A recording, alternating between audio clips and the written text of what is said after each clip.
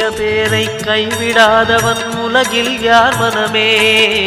ராஜராஜனாய் மலை மேல் இருக்கும் அருணாச்சலம் தானே.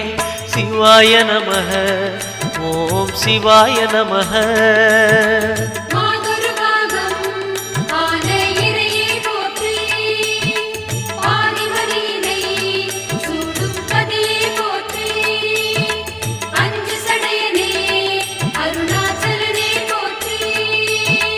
சிவாய நமக ஓம் சிவாய நமக.